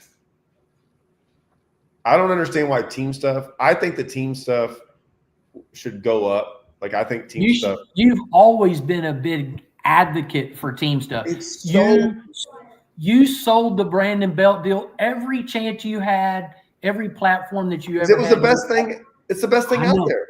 And it took it forever to get going. And I can't tell you how many more people were going to fish it this year. It was growing. I talked to him the other day. I talked to one of the guys who was head of it, and I saw Brandon the other day at a restaurant. We talked for a while. We didn't talk about that. We ended up talking about our kids. But man, the team stuff, because everyone always asks me, like, that individual fishing is fun, right? At times, like it can be fun. Yeah. But I'm just and some of these people are what they are. I don't know. Maybe they have a different personality than me. But like when we get every year, and I have a lot of friends that fish professional. And at the end of the year, I'm always like, I had more fun than you. No doubt. Like I had way more fun than you. I enjoy fishing. Like they put up their boats and don't fish for a while. Yeah. And I go the next day. And I'm like, yeah, because like my season was fun. Like even on our bad days, me and Russell have a good time out there. Like all the team stuff I used to fish is like that. Yeah. Yeah. And we're not traveling. Like I told my buddy, because they always ask me like what it's like. And I'm like, man, I said, it's going to happen to you, but you drive to Okeechobee or one of these events and whatever, and you miss a check by like 3 places and you're driving home and it's 19 hours and you spent $5,000 just on entry fee and you were right there to almost make a $10,000 check and you're driving home 19 hours going, and you just spent a week of your time doing this. Yup. And you'll go, what am I doing here? And then I'm going, like we didn't do good we made a check in our first 2 events of the year. Me and Russell missed a check in this last one by a little bit. And And then all of a sudden hey, what are you doing tomorrow? Oh, we're practicing for the Toyota. We just woke up and went practicing. And then we drove home because of this bad weather day. Yeah. And you know what I'm saying? Like our days aren't like strapped for, it's just so much easier. It's and yeah, I 100% can't go out easier. there and win 400,000. Mhm. But man, my life, I no doubt is more enjoyable, and I don't have to deal with all that junk. They're having to deal with a bunch of that. Just, I don't know. It doesn't seem like fun. Some of them, but see, some of those people it don't matter. They got money. They don't care about the same things I care about. Yeah, I understand. And they may not have 2 kids at home that are young, you know what I'm saying? Or trying to move into a new house or anything like that. So it's for me to say it's a young man's game that's single and is not married and doesn't have any animals to take care of and stuff like maybe not. But there's a lot of old guys still out there fishing. But as far as me, that's why I don't practice. I want to go down there and have fun. If I go down there and I practice with somebody for 2 days and it's miserable weather and we didn't catch them, how in the hell am I going to get fired up about the next 2 days? Well, and if I fly into town on Tuesday, go to the meeting on Wednesday, I'll fish for 2 days. If I get lucky and fish for a third day, fine. If I don't, stay an extra day, fly back home, go fishing the next day when I get home. It's just no pressure, you know? Well, no, and that's what I forget is that, like, you know, there's people, we are set up differently, and that's like what you want to go do. And so I was thinking about, like, why don't you fish team events? Well, that doesn't really set up for team events. And, and so you got it going now. Where is it? You got a little pyromania back there. Man, it started getting hot back here. So yeah, so I guess it works because, like I said, it's your first time with a fire. I don't know, man. I don't know where it's going, and I usually have really good solutions. Like I had solutions with the live scope thing, and I always MLF did it when the elites wanted to do it. I was like, just do half and half. I don't understand why this is so hard. And I was like, and you can change it the next year. Who cares? Like, just do half and half, and let's just see what happens, and then go on to the next, whatever. Not ban it, not whatever. Who cares?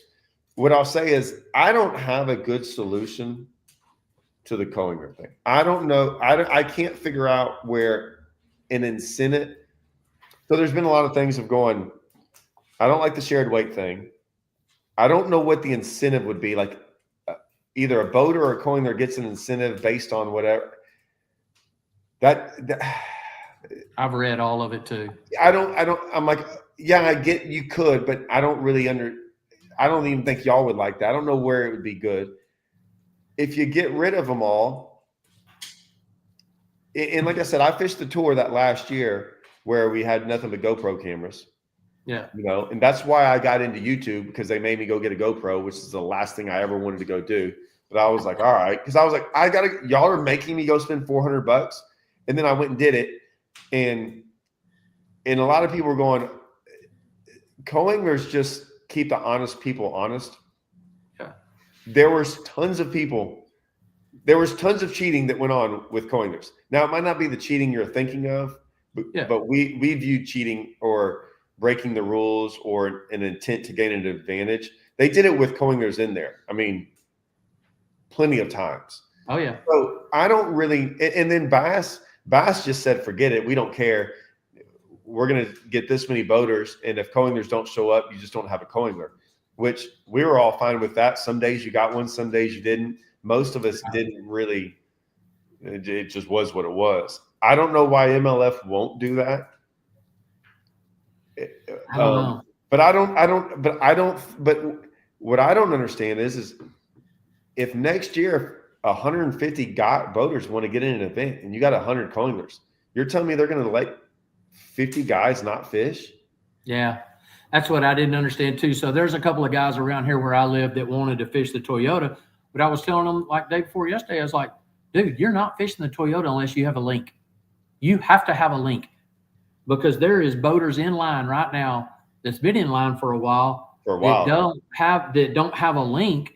And I've had a couple of people call me and they go, hey, you want to link up for the Southwesterns? I said, nope. Yeah, and they'll go, oh, why not? Why not? You're a good fisherman. I said, it ain't about that, dude. I'm not going to go out there I just don't want to do it. I don't want to be negative I about can't it. even ask someone, Keith, because I know if I ask, I can't truthfully ask someone, oh yeah, you'll have a good time. I'm like, nope. I mean, Nope. there's a good chance you won't. Yeah, for I sure. don't like fishing in January. What makes you think you're gonna like it? I mean, Yep. and so the March one will be good. Well, I say that, man. I don't know, man. I can't tell someone to go do something that I wouldn't go do. Yeah, I totally get it. So where do you see it this time next year when y'all are signed up to fish Rayburn? I I mean, think what's the number? What's the numbers for this tournament? Like, how I have many do no y'all idea. have? I don't know if they've. I probably could call and ask. Yeah, I didn't. Mark would tell me he would probably tell me what how many people they had to like not let in. But it's not even not let in. It's not that. It's the guys that didn't even sign up because they knew they weren't going to get in. So they call up. How many guys called up and go, how many people are on the waiting list? And if they go 30, they're like, never mind. I'm not even going to give you my deposit. Yeah. So to me, overall numbers are down a little bit because my son fished Bass Champs last weekend. And I was thinking, hey, dude, y'all better rail on them when you go up there because they're going to be live scoping and their team tournaments like that. Y'all are going to have 230 boats. And he comes back and he goes, Dad, BFL. Like the Bass Champs deal. The BFL. There's a BFL in Toledo. Oh, at the same time? Yeah. And it took I didn't realize it until I looked at I was wondering how many people they had too. And yeah, BFL. So all those guys, Cole Moore and Colby, I mean, Chris McCall, I mean, I'm sure they had well over 100. And most of those guys would have fished Bass Champs. Okay. Yeah, for sure. Because I was saying, man, y'all are going to have close to 230. You know, Chad and Jeff and them, they always have a good turnout over there. And he said there was like 150. And I was like, what? No more Brandon Belt and the numbers are down. But I didn't realize that the BFL was at Toledo. The BFL was there. And you know, like Bass, I mean, I have a Skeeter. I get it. But I mean, Bass Champs overall payout to me looks better than everything else. And I've never said that. Like Texas Team Trail was #1 forever. Brandon Belt killed that. When we had the TTOs, the TTOs are really good.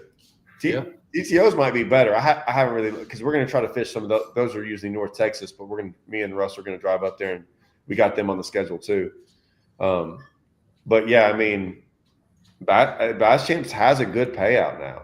Really good for Skeeter stuff. So I mean, but I don't know. I don't know how many is in this Toyota. And I'll put it this way: it wouldn't surprise me if there's no cloners next year. Yeah, that's terrible. God, I mean, I'm that's not saying it's going to happen. I'm just saying it wouldn't surprise me. Man, I hope not. I hope you're wrong. I hope you're wrong as hell because I look forward to going to Florida to fish. And there's a lot of people that don't look forward to anything. I mean, you go on there and look at when Bass cut out all the co-anglers. Look at all those co-anglers that said, dude, we waited all year long to fish these 3 little tournaments for the opens. And then there was a lot of guys, you know, there's a lot of guys that don't fish much up north because of the weather. And they look forward to 2 or 3 tournaments, and then you take those away from them, and there's not much team stuff where they live. It's like, I don't know. You know, another thing that bothers me is like, who the hell buys tackle? You don't buy no tackle. I buy tackle. I'm a co-angler. Yeah, okay. Why the hell would you want to take the co-anglers out of fishing anywhere? We're the ones that buy tackle. You get your reels, you get your rods, you get your crankbaits, you get your worms. We don't get anything. So who's keeping the tackle business in going? I mean, in business. You know what I'm saying? We're the ones that's keeping it going, not you. Yeah, all we buy is minnows now. Yeah. Yeah. I will say since Russell, when I was fishing the tour and I was part of Costa, more in depth, you know, and then Russell being the sales rep guy that he is, probably one of the smartest guys I know. And then Melinda was in charge of Costa at the time. And I just said not meetings, but talks about like Costa. They always were coming up with like ideas, right? And Costa did everything with MLF, right? I mean, they were like giving away this, and Melinda was giving like. Remember, was it the good old days? One of those championships. I handed out stuff. We were handing out Yeti coolers and I mean, like big giant $400 coolers. I mean, we gave away all kinds of stuff to everyone that event. I Russell, Melinda. There was a couple of us that were helping. Hey, you know what we got this year? You know what we got this year for Toyota Championship? A bag full of. We got a hat. Yeah. We got a $25 gift card to Tackle Warehouse, and we got a coupon for 50% off of rain suits and personal flotation devices, which, you know, I don't use that brand, so it wasn't. I mean, I just remember the good old days. Dude, I mean, they gave away a lot of stuff, and I remember when the like. So, like I said, I fished the tour those 2 years, and it was the year that we had them, and then the next year we didn't. And then they were talking about co-anglers, and like I viewed co-anglers one way, and it was, I don't care, like it is what it is. It was all personal. It was all just about, you know, why wouldn't I? Like it was all individualized towards me, what I thought about good or bad, whatever. Right. But then as I've gotten older and more involved with other companies and looked at fishing in a different aspect, you know, I can separate the two. Right. And so Russell and them always did. And they were always looking at the co-angler side of things and how much they meant to all that stuff. So it changed my viewpoint a lot because of like however it might be, of like you said, of what Strike King does, what Costa does, what all these things do, and then how much business y'all support the whole thing. And you're right, it's a big deal. And if they go away, there's almost nothing other than BFLs and Toyotas. But I could see I could see it going away. God, I hope you're wrong. I don't know, because I don't know the solution. I still haven't figured out a good solution. So let's do this. Didn't you say earlier, and I hope MLF is listening, Kathy Boyd, I hope you're listening. Try it 1 year, see where your numbers go. I promise you, your numbers will not decrease. Your numbers will, there's no way your numbers can get any worse if you eliminate forward-facing sonar for 1 year. Hell, you can always go back to it. You know what I'm saying? Just eliminate it and see where your numbers go. Take your numbers this year. Take your numbers this year with forward-facing sonar. Take your numbers next year, and just make a comparison. You know what I'm saying? When I listen, like when I say this, because I've never probably really talked about this ever. So I do deal with Garmin. Now, I've always had an electronics thing. I switched to Garmin for a couple of reasons, and it was the best move I ever made, the best. And zero of it had, I would say about 10% of it had to do with forward-facing sonar. Right. Because I had Garmin, I had one thing of Garmin on there before then. And then I got a phone call last week. I get phone calls. I can't tell you how many guys were with certain companies for like 20 years. And they call me up and like, what do you think about Garmin? And I'm like, look, man, we've all been in the electronics game for long enough to where at one point in time, this was the best electronics, couldn't get anyone on the phone to ever help you. Like, and then I switched to this one, and I'm like, they're at all these events. It's great. They'll help you out. And then that goes, and then all of a sudden it's like Garmin. And hey, Zach Brown of Garmin. And I can call Zach up. I've got people that know what they're doing at a beck and call to call, talk to, whatever. And their customer service and how my everything, because forget the forward-facing sonar, just my overall units, my trolling motor, everything. So like I don't touch, like I go for 6 months and never touch them. I know. But it's tournament, it's tournament support. You know what I'm saying? Right. Those guys are at the ramp.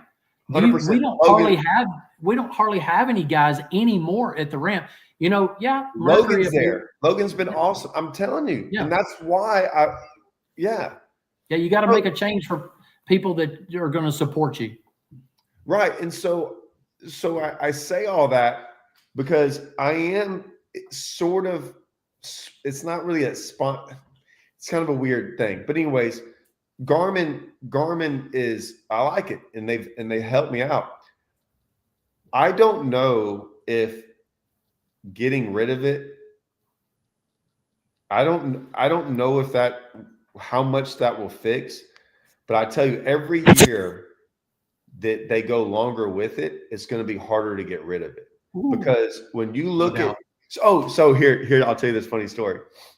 So at the BFL on Toledo, I didn't know who won it. Now, and I almost said this before, and I didn't go this route because I was like, I don't really like talking about stuff I don't know about. Yeah. Right. It's just an observation. So here's my observation.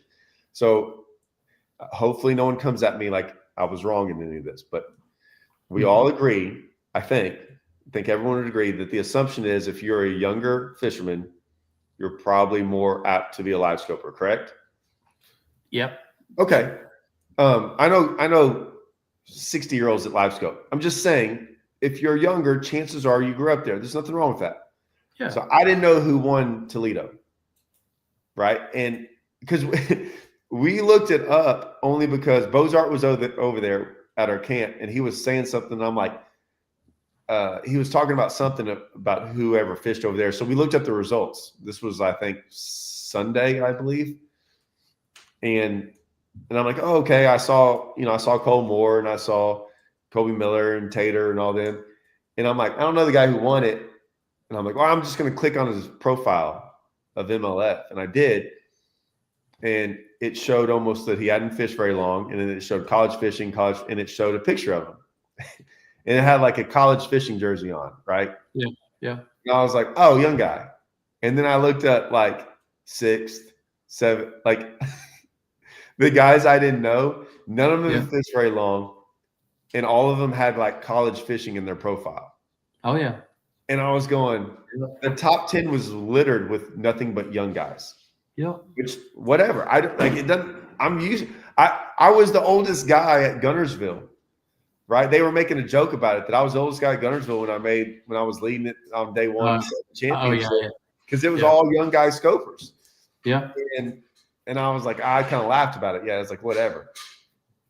It's going to be hard because when you're going to look at this Toyota, and it's going to be a whole bunch of young guys, right? Yeah. More and more, and the older guys are going to leave, and you could bring them back possibly.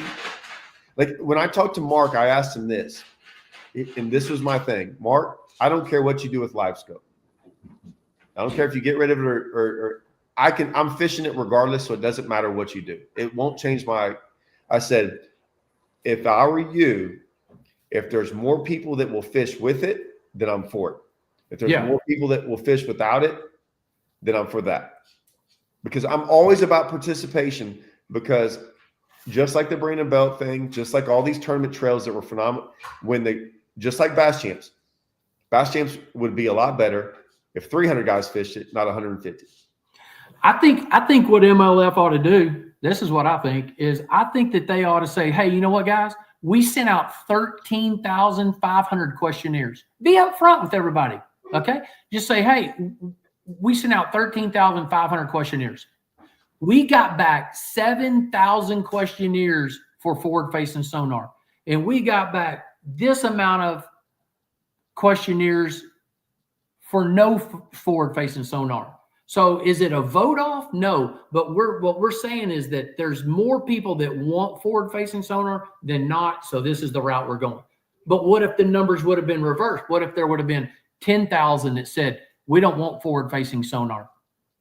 Well, so I think it's deeper than that. It's like, hey, so if the numbers say there are more fishermen that don't want forward-facing sonar versus that want it, then why wouldn't we change it? Oh, we can't change it because you know what? Garmin and Humminbird and Lowrance, they give us so much money every single year. We can't do that. Okay, well, now we're getting somewhere. So these questionnaires, throw them in your fireplace back there in the back, because it doesn't mean anything. And that's the thing, is that when they when everything came out this year with NPFL banning it and then MLF doing half and half and the elites doing what they did. Yeah. The elites I always know who sponsors who. I've always known that, right? Most people don't care. Why would you? So, Phoenix sponsors MLF, Skeeter sponsors Bass. I don't really know about NPFL, but I always know all these things. Well, I'll never forget. I clicked on Bass for something, and it was like first thing it came across was Garmin. Yep. And like I said, I'm sponsored by them. I don't really care. I don't really have a fight in this, but it came across. I'm like, oh, there you go. Yeah, and 100%. I don't mind that I'm with you. Do what you want to do. Just don't send me a questionnaire if it's not really it, or be honest about it. Like, hey, we really just want to know the numbers. And if they'd have told me, like, we're not going to change anything based on this, but we want to know what y'all, I probably would have been more apt to fill it out. Yes. Yep. Because and that's my thing with all this is that, man, just do whatever you think. And if you're getting more money, and I'm going to get paid better and the tournament's going to be better, do what you want to do with it. Mm-hmm. But when you don't have co-anglers show up next year, that, like, when I'm going to get pissed is when co-anglers don't show up next year and I don't get to fish. Mm-hmm. So that's why I said, whatever you're going to do, get rid of co-anglers, don't get rid of them, figure out another solution. Just figure it out, because if it affects me, it's always going to affect me, but like, it's going to piss me off if y'all can't figure something out, because you can't just like lay dormant and hope it just works, because it's not going to get any better. So how much sense does this make? Why would they even implement any changes in the BPT? Has no regard to co-anglers, okay? You're fishing by yourself. Why would they change anything in the invitationals? You're fishing by yourself. Co-anglers. There's no co-anglers. And then the only thing that you have co-anglers for is Toyotas, and you don't do anything. Like, it's just like somebody hit 2 and then they skipped 1 and then they fixed 2 more. It didn't make any sense to me. I liked the change. I've been very open about the fact that I loved what MLF did. Yeah. I still think the 50, but it was all selfish. It was all selfish. Listen, I'm one of those guys that if I'm going to fish with or without it, I really don't care. Like I said, there was a part of me that wanted live scope, and then but I knew deep down that my pocketbook would be better without it. Yeah.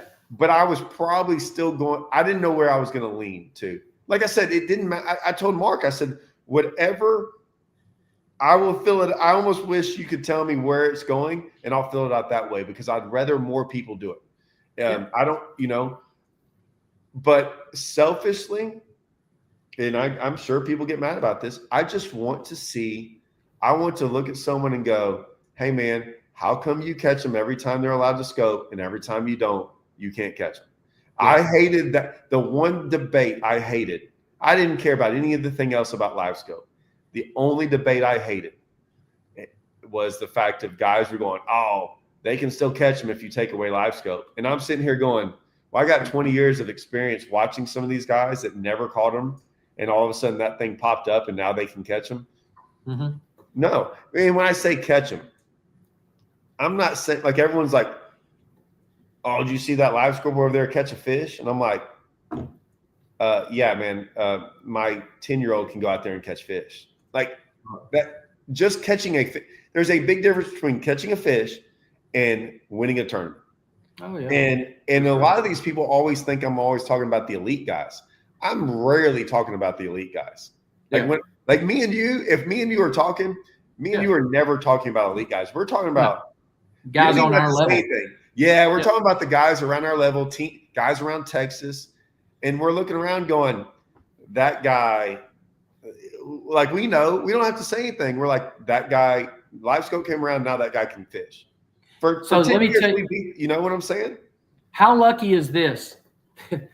I go to the Wheeler Championship, and my buddy and I practice. Alan Holtz, he's from Mississippi, damn good fisherman.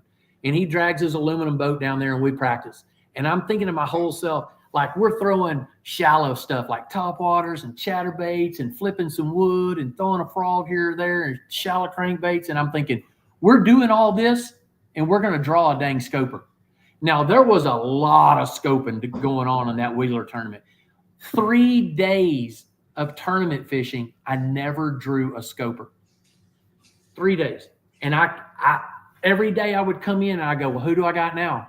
And they'd go, well, you got this guy. Who do I got now? Well, I got this guy. I'm like, golly. And none of these guys are scoping. And then the last day I draw a poche and I'm like, well, I ain't got to worry about scoping there, you know? So 3 days. In a second. And I guarantee you both, I haven't talked to David about it. Well, I know on day 2 he didn't, and I know on day 3 he didn't. I don't know who he drew on day 1, but day 2 and day 3, I know they weren't. The guy was scoping, I think, on day 2, but it was, like I said, there's levels to scoping. And he was scoping 10 foot of water or less. Yeah, and he caught, David told me, he said, dude, I mean, he caught 17 pounds the second day, which was the heaviest stringer of the Toyota Series Championship of any day, 17 pounds. And he caught them. He didn't catch like one big one. He had 4 rats with him. He caught 5 good ones. And missed some. Like, yeah. And told me that, dude, I could have had maybe a little bit bigger bag. Yeah. And the guy was scoping, but it was a shallow scoping deal. Yeah. Shallow enough to where he was throwing at the bank. So like I said, there's levels to the scoping thing that, like I've got some places on Rayburn. If I went and scoped right now, I'm a co-angler's dream. Yeah. But I've got one place where I can fish. My co-angler has 0 chance of catching a fish. 0. Yeah, I understand. Maybe they could get lucky and catch, but I mean, and I'm not saying I'm even going to do this in the tournament. It's just I can't help it if I find certain things, you know, like I sat there and caught a limit pretty quick the other day, and it was pretty cool. And I was like, okay. And I don't know if it's going to be like that, but yeah, my co-angler would have. I don't care what he threw. If you're that deep and you're trying to like find a needle in the haystack 26 feet down that's moving, 4 miles an hour, good luck. Yeah, that Table Rock deal where it was a forward-facing deal, my roommate Alan Holtz and I, he was like, we just got to figure out how to fish behind these guys. And I'm like, how? And he's like, well, at Smith Lake, like sometimes – at Smith Lake, Alan was telling me, you throw a big lip jerk bait out there and you just peel off line and you just drag it, in that same depth that they're scoping. And I'm like, oh, that sounds horrible. And then he says, or you just take that little minnow head and throw it way out there and count it down. Like at Table Rock, some of those fish that we were fishing around, they were in 110 foot. We were sitting at 110 foot, and those fish were like 55 to 60 foot. And I was like, how long is it going to take this 3/8 ounce head to get 60 foot? And so I would just throw it out there, and I'd count to about 10, and I would just move it along and reel. And with him moving the boat, it was moving the bait. And I'd look back there and go, oh my God, I've got one. And then you just pray like hell you get him in because you got like 200 yards of line out, But there is ways to catch them behind those guys that are scoping. There's ways. I was scoping at Table Rock, but I was scoping shallower. Yep. But I didn't even like that deep stuff, but I was catching big ones in practice. And so, you could throw to the bank almost everywhere you could throw to the bank or you could drag. Like I was never 25 foot or deeper. A lot of that stuff was in like 12 because they were big. Yeah, because I found one stretch that was like just giant smallmouth, and they were all like kind of shallow like that. Yeah. So, I'll get on. I probably need to go. I know you need to go. It was cool talking to you. Like they ask about. I agree with this. I haven't listened to the whole Ben Milliken thing. I know some people are always like fishermen are always kind of complaining about certain things. And I agree that fishermen do, even I can probably construe it as like complaining at some of these stuff. I also talk really good. Like I always talk about the Toyotas. Like I don't think I've ever complained about a Toyota. I think they're good. I don't really complain about BFLs. I might not fish them. I don't fish them anymore because of they're not worth it to me on the Rayburn side of things. Yeah. Just Losing spots and yeah. I fished them a lot when I had a Legend, and Legend used to pay 10,000. Yeah. And so I won a couple of those. So I mean, one of the tournaments I won $18,000 fishing it, and I won a BFL super team. Wow. So the super tournament, whatever. Super tournament, yeah. Yeah. The 2-day event. So I mean, so there's certain I just still look at it as what's worth it, what's not. Yep. Why haven't you? So obviously I was there when the Platinum Trail and tried to help them with that, run that. And everything was really good, except there were some things that when I say like we all got together and said, this is how to run it. And then there were some things that they didn't do. Yeah. And I'm like, and most of the stuff we did, we're like, you have to do this. You have to do this like step by step. You can't leave any of these things out.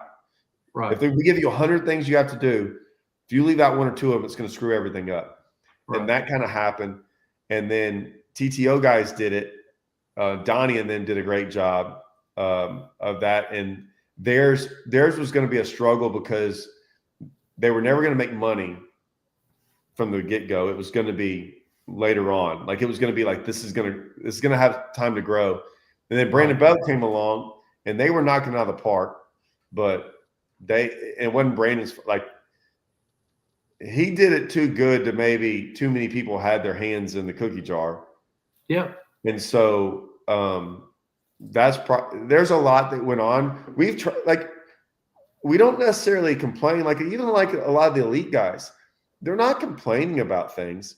What they complain about is when they make these decisions that don't make a lot of sense. It's kind of like MLF deal with like the questionnaire.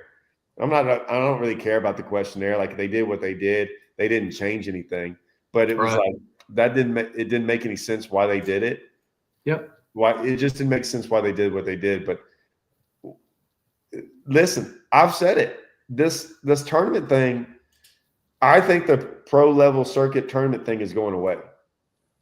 Or it might not be going away, but it's not the end all end all. I think there's too many pros. I think there's too many circuits. I think it's all spread out, and I think I remember a long time ago we used to fish, and you'd have your championship at the end of October, the 1st November, and there was nothing to do except deer hunting and duck hunt.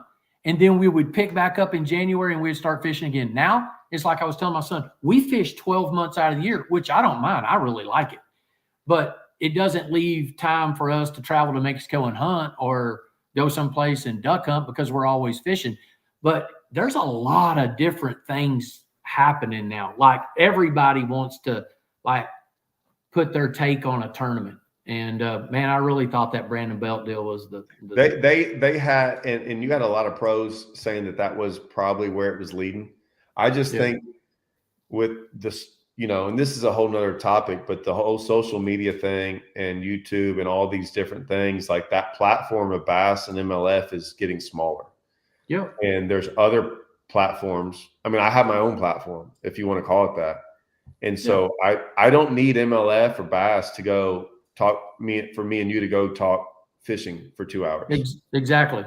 And there's a lot of people, I guess it's just because of my age, but my son listens to podcasts all the time, and he got me on. He said, Dad, when you're going down here, you need to click on Pangrak's podcast and just listen to it. And I was like, oh my God, that's the best thing ever. So then I just said, give me another podcast. Give me another podcast.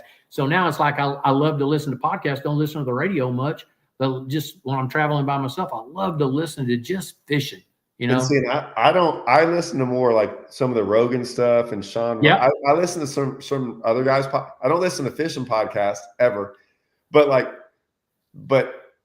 because Matt will like call me up. And so like I'm having my own podcast because I'm talking to the guy I would have the podcast with. I did one with Matt the other day, but like I talked to some of these guys. So like even like whoever I might talk to Hackney for 2 hours or Livesey or someone or any of these guys. And so I kind of have my own private podcast with some of those guys, and we talk about the same thing. That's why I get those guys on here. It's because or JT, like we all have these same conversations. Yeah. And like but I will say some of those guys like you, JT Kinney, Panger, Livacy's tough. They can't really have the same podcast because they have some restrictions in there. Hey, I love watching Livacy's deal, dude. But they can't talk as openly as they want to because of Bass and MLF and stuff. I understand. And boy, I would love to get Caleb Summerall with about 12 bush lights where he didn't make the Bass Elites again and just let him air it out.